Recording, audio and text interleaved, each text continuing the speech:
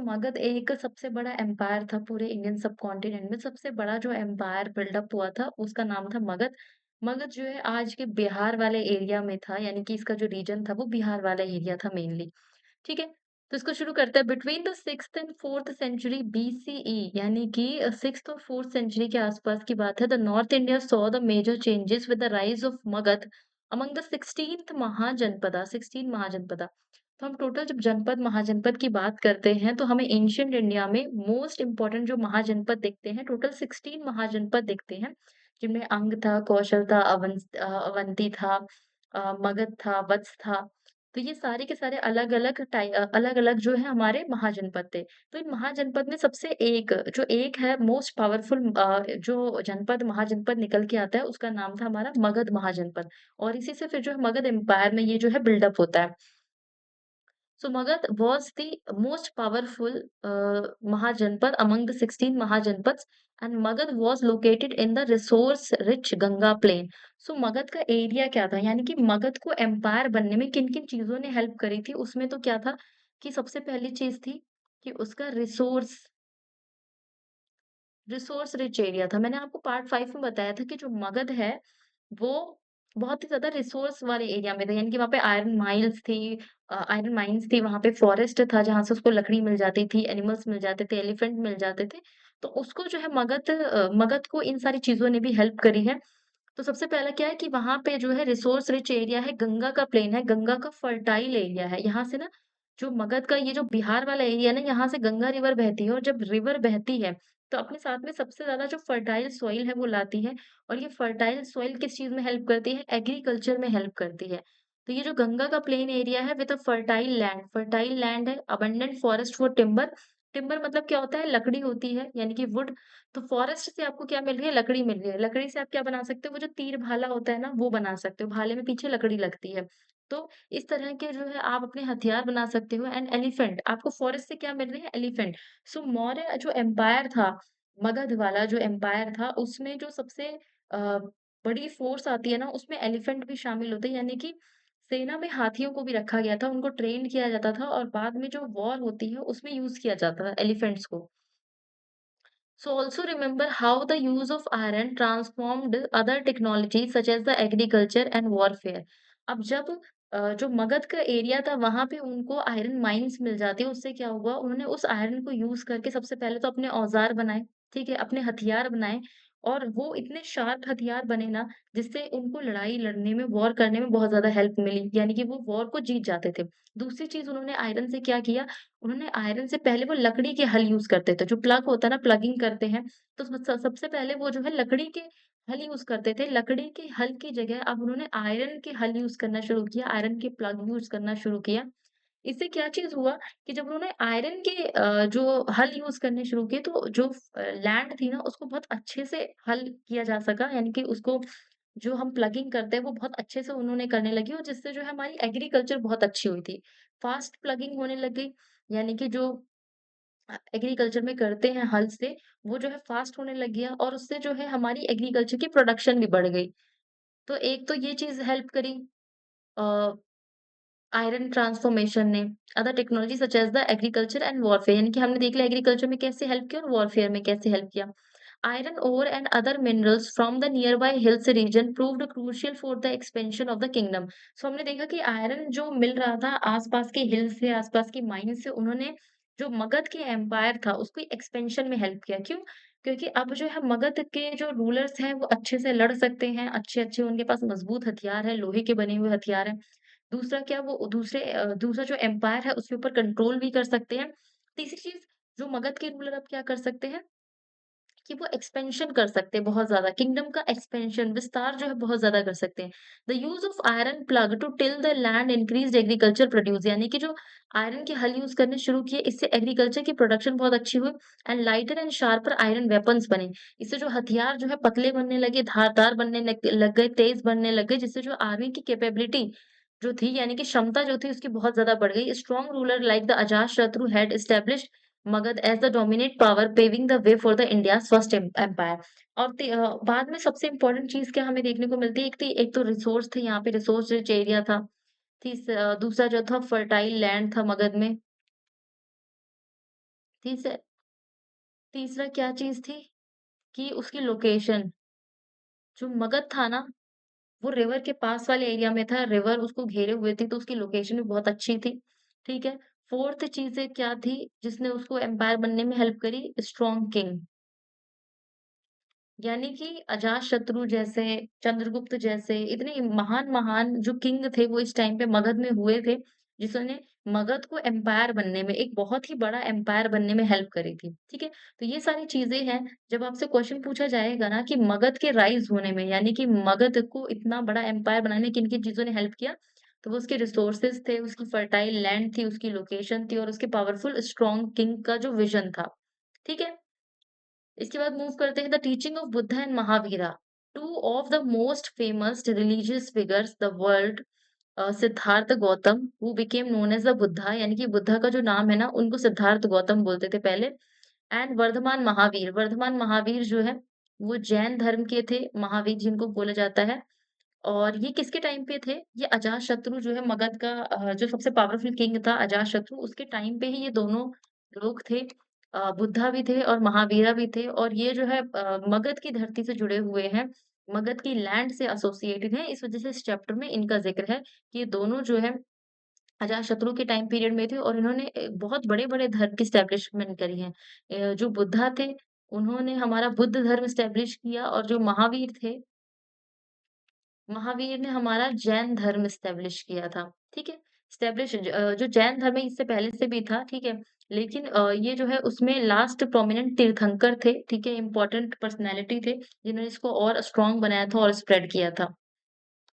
इसके बाद आते हैं हमारा पाणिनि के ऊपर। पाणिनि जो है हमारे एक ग्रामेरियन है, संस्कृत ग्रामेरियन यानी कि जो ग्रामर्स के ऊपर काम करते हैं, संस्कृत की ग्रामर जिन्होंने लिखी थी। तो पाणिनि थे lived around the 5th century BCE, से 5th सेंचुरी के टाइम पे ये उस टाइम पे ज़िंदा थे during the time of the Nandas, जिस टाइम पे किसका रूल था? नंद का रूलर था। नंद वंश जो है उसका रूल था इस टाइम पे। He is known for composing the Ashtadhyayi. Ashtadhyayi क्या है? एक बुक है, बहुत फेमस बुक है अष्टाध्यायी, जो किसने लिख रखी है? पाणिनि लिख लिख रखी है, संस्कृत में लिखी हुई है।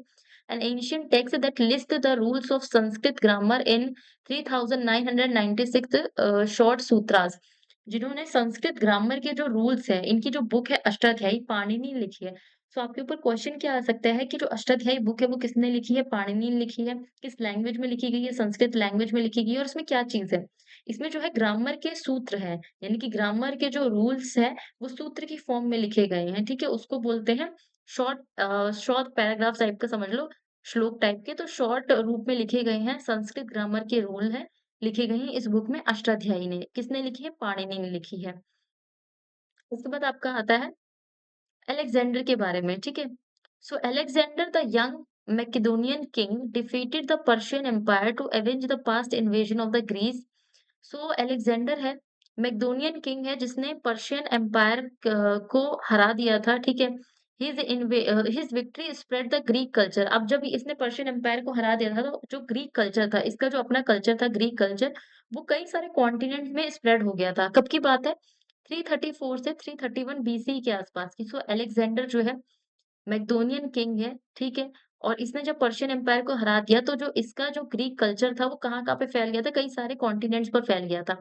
इसके बाद 327 से 325 बीसी की बात है। Alexander advanced into the India. इसके बाद अलेक्जेंडर जो है, इसने यहाँ पे हरा दिया था पर्शियन एम्पायर को। इसके बाद जो है इसने इंडिया के ऊपर अटैक किया था, इंडिया के पास आया था ये, डिफीटेड द पोरस।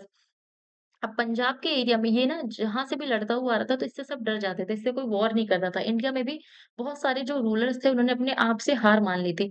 लेकिन जब ये पंजाब के एरिया में पहुँचा ना तो पंजाब में एक राजा था पोरस। पोरस इकलौता राजा था जिसने अलेक्जेंडर, जो कि इतना महान था, जो कि पूरे के पूरे वर्ल्ड के कितने सारे किंग्स को ऑलरेडी हरा कर आ चुका था। लेकिन जो पोरस था वो यहाँ का इकलौता रूलर था जिसने इसके सामने हार नहीं मानी और पूरी की पूरी क्षमता से उसकी जितनी अपनी कैपेबिलिटी थी उस पूरी कैपेबिलिटी के साथ इसने वॉर करी। और वॉर में जो है ये भले ही हार गया, लेकिन जो अलेक्जेंडर था वो इसकी बहादुरी से इतना खुश हुआ कि उसने इसके राज्य को हड़पा नहीं और इसको वहाँ का किंग जो है वो बने रहने दिया था। सो ये पोरस की स्टोरी थी। फिर जब अलेक्जेंडर जो है बाद में आगे पहुँचता है ना, तो आगे इसको इतना ज़्यादा गर्मी होती है और इसकी आर्मी जो है इतनी थक चुकी होती है कि वो वहीं पे ही ना वहाँ से वापस जाने लग जाती है आफ्टर रिटर्निंग टू पर्शिया, यानी कि ये आगे नहीं बढ़ते हैं, इसके बाद जब वो वापस जाने लगते हैं, after returning to Persia, Alexander faced unrest but soon died. जब ये पर्शिया लौटता है, अपने देश वापस लौटता है, अलेक्जेंडर पंजाब में पोरस वगैरह से मिल जो वॉर होती है उसके बाद, जब ये वापस अपने देश में पहुँचता है, तो वहाँ पे इसके लोग जो है इसका ही विरोध करने लगते हैं और उसके बाद में इसकी डेथ हो जाती है। और इसने जितना भी एरिया जीता होता है, तो अभी पूरे एरिया पे खुद तो कंट्रोल कर नहीं सकता था। तो ये हर एरिया को ना डिवाइड कर देते थे और उनमें जो है एक-एक गवर्नर की नियुक्ति कर देते, यानी कि एक-एक गवर्नर को वो एरिया दे देते थे, ठीक है? अब वो गवर्नर उसके ऊपर रूल किया करता था और लेकिन जो है मेन रूलर हुआ करता था। अब जब ये अलेक्जेंडर मर गया तो ये जो गवर्नर थे ना, इस ये जो ब्रांचेस थी इस तरह की जो डिवाइड की गई थी इसको बोला जाता था सत्रप्स, ठीक है? इनको सत्रप्स बोला जाता था जिसमें गवर्नर रूल करते थे। अब जब ये जो मेन बंदा है अलेक्जेंडर मर जाता है तो ये जो गवर्नर्स हैं, अपने आप को बहुत ज़्यादा पावरफुल डिक्लेयर कर देते हैं, अपने आप को एक तरीके का उस जगह का किंग जो है वो डिक्लेयर कर देते हैं वो लोग, ठीक है? तो ये जो सत्रप्स थे इन्होंने अपने आप को एक तरीके का किंग डिक्लेयर कर दिया। सॉरी, ये जो गवर्नर्स थे इन्होंने अपने-अपने एरिया का किंग खुद को डिक्लेयर कर दिया था। सत्रप्स क्या होता है? Satraps were the governors of provinces of Persian and the Greek empire. तो यानी कि जो ग्रीक एम्पायर था, पर्शियन एम्पायर था, इसमें जो गवर्नर अपॉइंट्स किए जाते थे ना, तो इनको ही हम सत्रप्स बोलते थे। वो were left behind by the overlord, यानी कि जो उसके पीछे छूट गए हैं। कौन? जो मेन राजा था उसके मरने के बाद जो गवर्नर पीछे रह जाते थे, उन्हीं को जो है सत्रप्स कहा गया था। To manage the far off territories, यानी कि ये जो फार ऑफ टेरिटरी, अब हमें पता है कि जो अलेक्जेंडर था अपने सारे एरिया को जीतने के बाद वापस अपने देश में पहुँच गया था। तो उसके पीछे कौन लोग रूल कर रहे थे? उसके पीछे जो है उसके सत्रप्स रूल करते थे। सत्रप्स क्या है? जो गवर्नर्स होते थे उसके, ठीक है? तो वो जो गवर्नर्स थे वही रूल करते थे, उन्हीं को सत्रप्स बोला जाता था। These satraps had significant powers and freedom despite being mere officials of the rulers। तो ऐसा नहीं है कि ये जो है रूलर्स के ऑफिशियल्स ही थे सिर्फ, इनके पास बहुत ज़्यादा पावर होती थी और ये अपनी पावर के हिसाब से अपनी फ्रीडम को भी यूज़ करते थे, तो इनके पास पावर भी थी, फ्रीडम भी थी और ये उस हिसाब से काम करते थे। ठीक है? इसके बाद आता है द माइटी मौर्यास। मौर्यास की स्टोरी के बारे में है कि किस तरीके से मौर्य एम्पायर की एस्टेब्लिशमेंट होती है। सो इससे पहले आपको एक स्टोरी जान लेनी है कि स्टोरी ये है कि मौर्य से पहले ना जो मगध एम्पायर था, यानी कि जो मगध का एरिया था,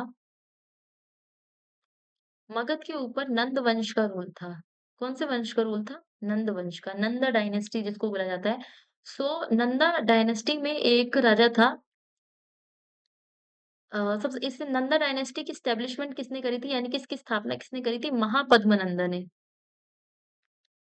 महापद्म नंदा ने जो है इस नंदा डायनेस्टी की एस्टेब्लिशमेंट करी थी। इसमें एक रूलर था घनानंद। घनानंद जो है बहुत ज़्यादा इंटेलिजेंट था, बहुत ज़्यादा पावरफुल था, लेकिन ये बहुत ही अय्याश टाइप का किंग था, ठीक है? और इसमें ना बहुत ही ज़्यादा एरोगेंसी थी, बहुत ज़्यादा एटीट्यूड था। तो ये जो घनानंद है ना, इसी के कोर्ट में यानी कि इसी के दरबार में जो है कौटिल्य एक रहते थे।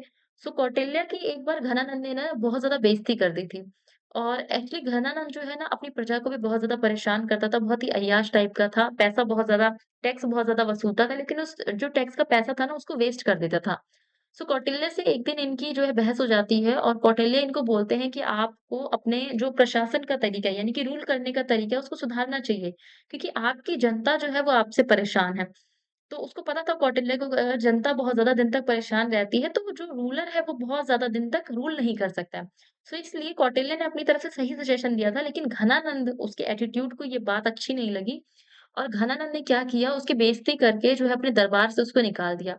इसके बाद जो कौटिल्य हैं, वो अपने आप से ये प्रण लेते हैं, अपने आप से ये कसम खाते हैं कि वो घनानंद के एम्पायर को जो है, धनानंद के एम्पायर को खत्म कर देंगे पूरी तरीके से और उसकी जगह पे एक नया जो रूलर लाकर दिखाएँगे। सो उसके बाद से वो ऐसा रूलर, ऐसा पावरफुल और ऐसा इंटेलिजेंट रूलर ढूँढने की कोशिश में लग जाते हैं, जो धनानंद की जगह ले सके। सो उसी लिए ये बाद में चंद्रगुप्त मौर्य को ढूँढते हैं और चंद्रगुप्त मौर्य को वहाँ का राजा बनाते हैं। ये आपकी बैकग्राउंड स्टोरी थी। अब चलते हैं इसके ऊपर। अराउंड 321 बीसीई, यानी कि 321 बीसी के आसपास क्या हुआ था? Soon after the Alexander departure, यानी कि जब अलेक्जेंडर जो है अपने पर्शिया, यानी कि जो उसका देश था वहाँ पर लौट गया था। चंद्रगुप्त मौर्य क्या करता है? Founded the Maurya empire. Chandragupta Maurya जो मौर्य एम्पायर एस्टेब्लिश कर देता है। Overthrowing the Nanda, Nanda dynasty के जो राजा था उसको हटाकर एंड एक्सपेंडिंग देयर टेरिटरीज़, उसके बाद अपनी टेरिटरी को एक्सपेंड करता है। सो नंदा डायनेस्टी का लास्ट रूलर था धनानंद। इसके जो रूलर को मार देता है चंद्रगुप्त मौर्य और उसके बाद जो है अपना रूलर एस्टेब्लिश करता है। Guided by his mentor Kautilya. तो इसको सीख कौन दे रहा था? कौटिल्य दे रहा था, whose expertise in politics and governance shaped the success of Maurya empire became one of the greatest in the Indian history। तो जो सारा का सारा सजेशन देने का काम था, उसको गाइड करने का काम था, वो कौटिल्य कर रहे थे, उसके मेंटर जो थे वो कौटिल्य थे। इसी की वजह से जो मौर्य एम्पायर था, पूरे के पूरे एंशिएंट इंडिया में सबसे बड़ा और सबसे स्ट्रॉन्ग एम्पायर बनकर आता है।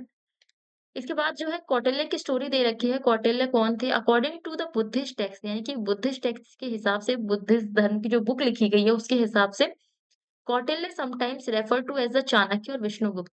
सो ये कौटिल्य है, इनका नाम चाणक्य भी है और इनका नाम जो है विष्णुगुप्त भी है। Was a teacher of the world renowned Takshashila. अब ये तक्षशिला जो है यूनिवर्सिटी है। पाकिस्तान की साइड में तक्षशिला जो है एक यूनिवर्सिटी है। वहाँ पे ये जो है एक तरीके से बहुत ही जाने-माने टीचर हुआ करते थे। His legendary tale begins in the court of the Dhanananda. जो धनानंद की कोर्ट है वहां से इनकी कहानी शुरू होती है। वो as we say had become a highly unpopular। Dhanananda जो है बहुत ही अनपॉपुलर रूलर था। Observing the Kautilya's advice, Dhanananda in change his ways or witness the collapse of his empire। So इन्होंने धनानंद को कहा कि या तो वो अपना तरीका चेंज कर ले रूल करने का, या फिर वो अपने एम्पायर को खुद ही खत्म होता हुआ देखेगा।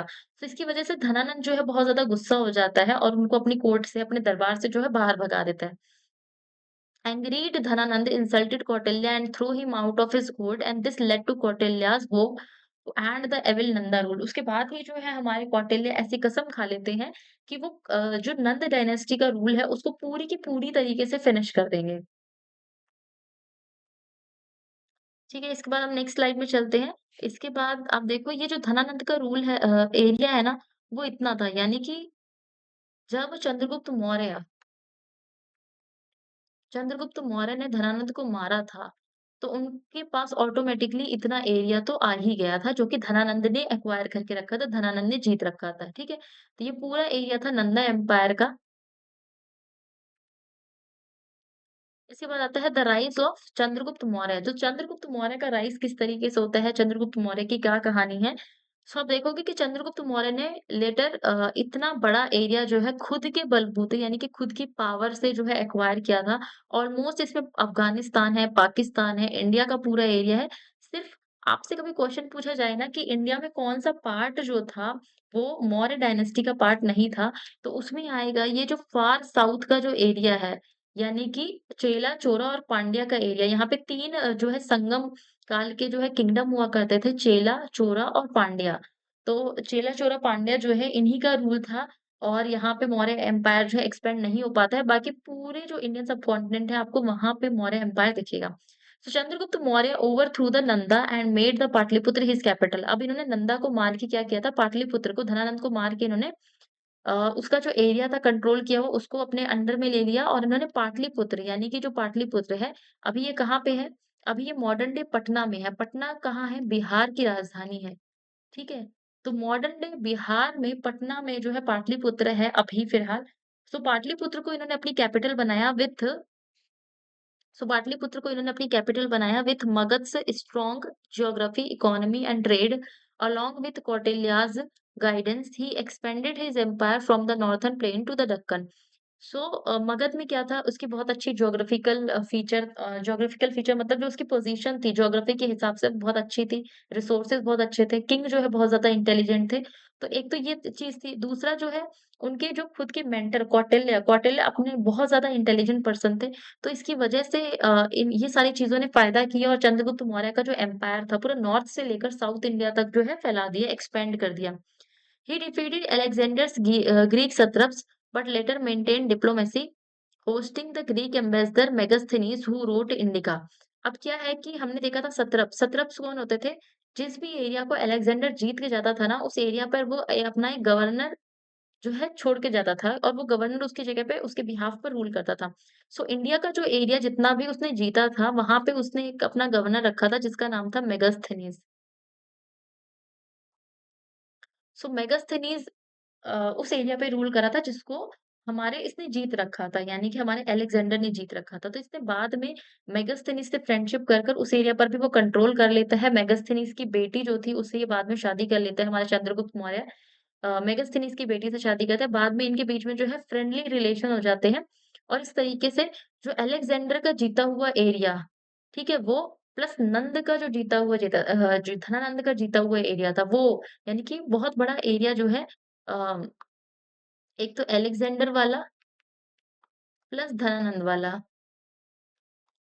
ये एरिया ऑटोमैटिकली चंद्रगुप्त मौर्य को मिल जाता है, ठीक है? इसके बाद जो बाकी का एरिया जो है वो खुद से अपनी पावर के बलबूते पर एक्वायर करता है, कंट्रोल करता है। अच्छा मेगास्थनीज़ के बारे में क्वेश्चन आता है, मेगास्थनीज़ ने एक बुक लिखी थी इंडिका, ठीक है? तो इसका नाम आपको याद होना चाहिए कि इंडिका जो बुक है वो किसने लिखी थी? मेगास्थनीज़ ने लिखी थी और उसने इंडिया के बारे में लिख रखा था, यानी कि इंडिया के बारे में उसने अपनी इंडिका बुक में बता रखा है। इसके बाद है कौटिल्याज़ कॉन्सेप्ट ऑफ किंगडम। सो कौटिल्य ने किंगडम के बारे में बता रखा है कि एक जो किंगडम है अच्छा किंगडम बनाने के लिए उसमें कौन-कौन सी चीज़ें होनी चाहिए, कौन से 7 जो इम्पोर्टेंट ऑर्गन है जिसको वो सप्तांग बोलता है। सप्त मतलब 7 और अंग मतलब होता है हिस्से। सो ऑर्गन 7 ऑर्गन ऐसे कौन-कौन से हैं जिससे मिलकर एक अच्छा स्ट्रॉन्ग किंगडम बनता है। सो कौटिल्य अर्थशास्त्र आउटलाइन्ड अच्छा कौटिल्य ने ना एक बुक लिखी थी जिसका नाम है अर्थशास्त्र। तो कौटिल्य की बुक का नाम है अर्थशास्त्र जो किसके ऊपर है बुक? अर्थशास्त्र का अगर आप इंग्लिश मीनिंग करोगे उसका मतलब होता है इकोनॉमिक्स लेकिन एक्चुअल में ये बुक जो है गवर्नेंस के ऊपर है, पॉलिटी के ऊपर है, ठीक है? तो ये आपको कन्फ्यूज़िंग कर सकता है अगर कभी क्वेश्चन आए कि अर्थशास्त्र जो बुक है क्या वो इकोनॉमिक्स के ऊपर है? तो ये गलत होगा, वो इकोनॉमिक्स के ऊपर नहीं वो पॉलिटी और गवर्नेंस के ऊपर है। ठीक, तो कौटिल्य ने एक बुक लिखी है अर्थशास्त्र जिसमें बताता है किंगडम के बारे में built and govern covering defence economy justice administration यानी कि किंगडम में क्या-क्या चीजें होनी चाहिए जस्टिस होना चाहिए गवर्नेंस होना चाहिए डिफेंस सिस्टम होना चाहिए वेलफेयर होना चाहिए हिज की आइडिया वाज द सप्तांग यानी कि ये किन-किन चीजों में मिलता है हमें सप्तांग में देखने को मिलता है 7 पार्ट्स ऑफ अ किंगडम सप्तांग का मतलब क्या है 7 parts of a kingdom that must ensure security prosperity through both war and alliance अब ये जो सप्तांग सिस्टम है क्या ये कहता है? ये कहता है कि हमें फ्रेंडशिप के थ्रू यानी कि अलायंसेस के थ्रू प्लस हमें वॉर के थ्रू अपना जो एम्पायर है उसको बड़ा करते रहना चाहिए, एक्सपैंड करते रहना चाहिए। He stressed law order strict measures against the corruption ये कहता है कि करप्शन के अगेंस्ट में बहुत ही अच्छे हमारे अ, करप्शन के अगेंस्ट में हमारे जो लॉ ऑर्डर है वो बहुत स्ट्रॉन्ग होना चाहिए, ठीक है? लॉ एंड ऑर्डर बहुत अच्छा हो, स्ट्रिक्ट मेजरमेंट होना चाहिए करप्शन के अगेंस्ट में। Central to his philosophy was the belief that a ruler's true happiness lies in the welfare of his people. ये कहता है कि जो रूलर की असलियत में खुशी है, यानी कि रूलर की अपनी जो खुशी है वो किसमें है? वो जनता की खुशी में है, ठीक है? तो रूलर की अपनी जो खुशी है वो किसमें है? जनता की खुशी में है। तो एक रूलर को अपनी जो प्रजा है ज़्यादा से ज़्यादा खुश रखने की कोशिश करनी चाहिए ताकि जनता की खुशी में उसकी खुशी है तो उसको भी इवेंचुअली वो खुशी मिल जाएगी। Uh, ruler's true happiness lies in the welfare of his peoples, making their interest the highest priority. तो अपनी जो लोगों की प्रायोरिटी उसको हाईएस्ट प्रायोरिटी बनाना जो है किंग का कर्तव्य होना चाहिए। सो कौटिल्य कहते हैं। सो कौटिल्य ने सबसे पहले सप्तांग में क्या बता रखा है? पहला अंग क्या है? किंग। किंग को क्या बोला गया है? स्वामी बोला गया। तो किंग को बोला गया स्वामी यानी कि जो पहला ऑर्गन है वो कौन है? किंग है, स्वामी है। दूसरा ऑर्गन क्या है हमारा? द टेरिटरी दूसरा ऑर्गन में हमारा आता है टेरिटरी यानी कि जो स्टेट है जिस एरिया पे वो रूलर जो है रूल कर रहा है उसको बोला गया है सो टेरिटरी जो है हमारा दूसरा रूलर है फिर तीसरा है हमारा टेरिटरी को हमने क्या बोला है टेरिटरी को जनपद बोला है सो सबसे पहला जो है हमारा वो है स्वामी स्वामी मीन्स किंग दूसरा है हमारा जनपद जनपद मतलब टेरिटरी तीसरा है हमारा खजाना खजाना को बोला गया है कोष कोष मतलब होता है ट्रेजरी यानी कि जो आपका राज्य है किंगडम उसमें एक बहुत ही अच्छा खासा खजाना होना चाहिए, कोष होना चाहिए, ट्रेजरी बहुत अच्छी होनी चाहिए। तीसरा है आपका चौथा है आपका अलाइज़, अलाइज़ का मतलब है मित्र, ठीक है? अलाइज़ का मतलब होता है मित्र, तो आपका मित्र आपकी फ्रेंडशिप जो है बहुत अच्छी होनी चाहिए और फिफ्थ जो है आपका दंड है, दंड मतलब है फोर्सेस यानी कि आपकी फोर्स, आपकी जो मिलिट्री है वो बहुत स्ट्रॉन्ग होनी चाहिए। फिर सिक्स्थ में आपका आता है दुर्ग। दुर्ग मतलब जो है आपका किला, यानी कि आपका जो राज्य है, राज्य के आस-पास जो किला है, उसका फोर्टिफिकेशन यानी कि उसके आस-पास बाउंड्री जो है बहुत अच्छी होनी चाहिए, सिक्योरिटी बहुत अच्छी होनी चाहिए। तो उसको बोला गया है दुर्ग और फिर 7 में आपका आता है अमात्या। अमात्य मतलब होता है मंत्री, मिनिस्टर, ठीक है? तो ये सारे-सारे मिलके जो है हमारे कौटिल्य के 7 ऑर्गन हैं किंगडम के। किंगडम के 7 ऑर्गन कौन-कौन से? सबसे पहला है आपका स्वामी, स्वामी मीन्स किंग। दूसरा है आपका जनपद, जनपद मतलब होता है टेरिटरी। तीसरा है आपका कोष, कोष मतलब होता है ट्रेज़री यानी कि खज़ाना।